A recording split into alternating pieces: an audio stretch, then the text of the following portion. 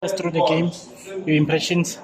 Yeah, look, I think always when you've had a long break, playing that first game is never easy, just physically, just sharpness, etc. So I thought it was always going to be a sort of tough game against SuperSport, the way they play. So we sort of decided also just to sacrifice a little bit of the way we normally want to play, and knowing that they're really good in their press and that they force you into errors if you try and sort of get too clever. So we played a bit longer than we would have hoped, so we're hoping to turn the defense, get the ball behind them. So I thought the first 15-20 was quite even, and then they got a little bit of joy with Margaman and Bob getting a bit too much time on the ball.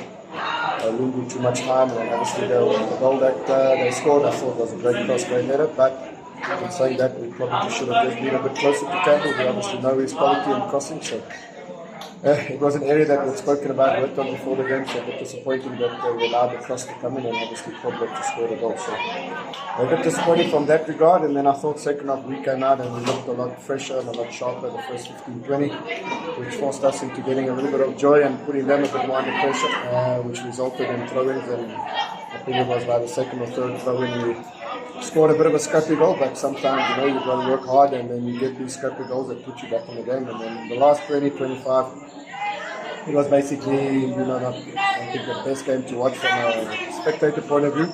They threw on a bit all a big lad, Kobler was still on, they played quite direct. I felt the times were a little bit too deep, and they were picking up a second ball in the edge of the box, which caused us a little bit of problem, and then we always looked a little bit threatening from counter-attack situations like the one where the foul was given on Tony. So, yeah, all in all, it's a tough team to play away from home. We had to fight hard today, and I think it's a great point for us. It takes us now, I think, 8 games unbeaten, 6 wins and 2 draws. So, point away from home at SuperSport, and we've got to take that point. We've just got to make sure that when we get back home, our next league match against Chipper, and that we have to get an excellent point. Especially, Coach, when you get a point from top 14 that is above you, and also helps you to stay there, because you have said that your ambition now is getting a careful position. Yeah, we would like to, obviously, that is sort of our ambition. So, it's almost a 6-point type game. You lose today and then it's a 6-point gap, and you don't easily pull back a 6-point gap against a team like SuperSport. So, staying in touch, getting that point, not allowing them to get away was important for us.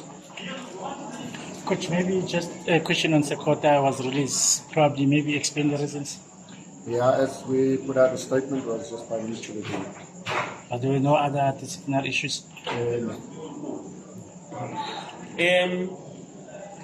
You'll expect maybe other teams to just keep Jaden, give him maybe just 30 minutes or 45 minutes there, but the quality of the boy, he just comes through that 90 minutes. Yeah, it wasn't easy for him. Obviously, he came off the field, you could see he was very fatigued. I think, when they were there, they didn't really have big, long training sessions or friendly matches to play. Obviously, they played, recover, and the amount of plays they have, it's not easy to play 11-11s against one another. So he did come here a little bit undercooked, but obviously wanting to play, haven't been playing often. So I didn't want him to do the full 90, but the way the game played out, the way he was playing, we just had to push him through. So it's a good thing that he's come through this 90, and it's great to have him back.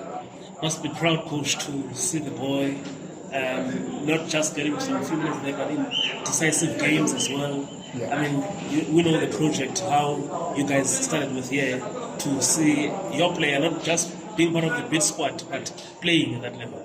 Yeah, no, obviously fantastic for us as a club and for Jaden and for the community of Stellenbosch. He's from Stellenbosch. He's come through all the ranks. He started training with us as a young sort of 15-year-old, and to see him now on the big stage and playing against players like that are playing in the biggest leagues in the world is awesome to see. He didn't play that many minutes, but the minutes he played, I think he was effective and done what he needed to do. Hopefully he can stay in the Bafana squad. I think in years to come, I think he's got a big role to play. So great experience for him, and I know that he's learned a lot. Coach, you worked with Andile Charlie before. You played a big role in his career. He's available. You maybe want to bring him to Cape Town? Yeah, I know. Look, Andile is one of my favorite players I've ever coached. Great footballer and one of the best that I've worked with. So, but no, our squad is full, especially in the midfield area. We're not looking to add to the squad currently. Coach, just overall, looking forward to the second round, I was just looking at how the log is standing now and I look at this result, it's going to be a very interesting one looking at who is looking at getting into those top 3 spots.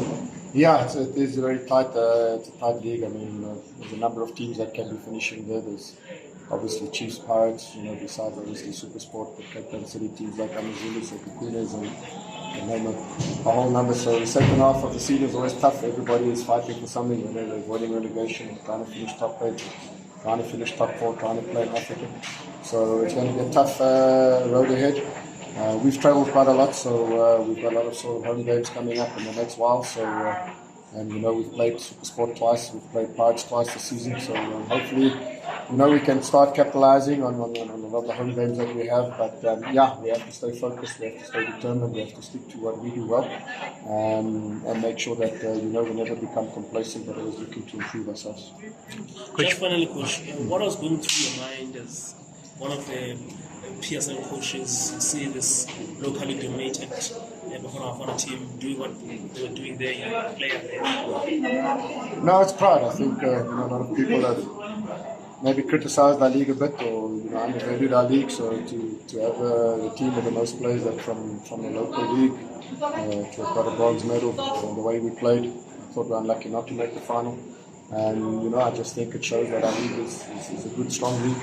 Sundowns do well on the continent. They're one of the best, if not the best team on the continent. So, I think having that many players from Sundowns with the other quality around, I think was a good recipe. Well done to the coach and well done to all the players that represented us. And hopefully, now we can go on and qualify for the World Cup. Last question. Yeah, Coach, what's the target? I mean, on Racing 2? Yeah, we're not a club that set ourselves targets. We're a club that, we see where we are and where we're at. We're 5 years in the league now. I think we've really consolidated ourselves, 4th, 6th position. So, one of our big things is consistency. So, we've been in those positions. Now it's been consistent to stay in those positions and then finding small margins to improve on those positions, which I believe this season we have an opportunity. It's just about taking it one game at a time, getting to 30 points as quickly as possible. If there's many games left, and then we can reset ourselves and push on. So, Coach,